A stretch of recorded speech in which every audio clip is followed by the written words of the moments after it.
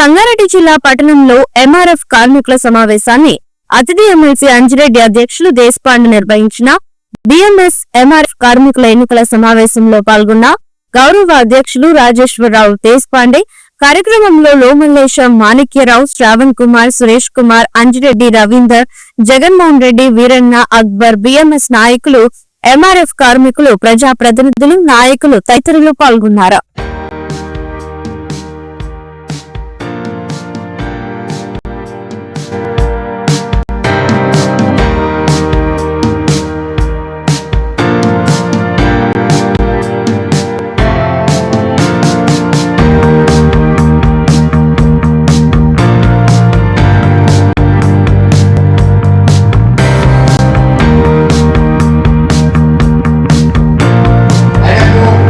BMS union తప్ప రాజకీయం లేదు, వేరే ఆలోచన లేదు.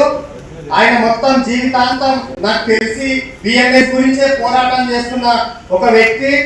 మీ శ్రమ ఎంత ఉంటుందో దానికి ప్రతిఫలం రావాలని కోరుకునే వ్యక్తి కాబట్టి ఆయనకు మీరందరూ మద్దతు ఇచ్చి మీ అందరూ మీ ఎంత శాతమైతే అంతా మీ శక్తి కొలది పక్క వాళ్ళతో నోట్ చేయించుకొని మీరు మెజార్టీతో గెలిపించుకున్నట్లయితే ఇప్పుడు మీ యూనియన్ బాగుంటది, మీరు బాగుంటారు, మీ జీవితాలు బాగుపడతాయి, మీ పిల్లల భవిష్యత్తు బాగుంటది. కాబట్టి దయచేసి వేరే ఆలోచనలు చేయకుండా మన నాయకులకు అడ్డదిడ్డంగా సంపాదించుడు, లంచాలు తీసుకున్నాడు రాదు. కాబట్టి మనోళ్ళు న్యాయంగానే ఉంటారు అనేది నాకు ఒక విశ్వాసం.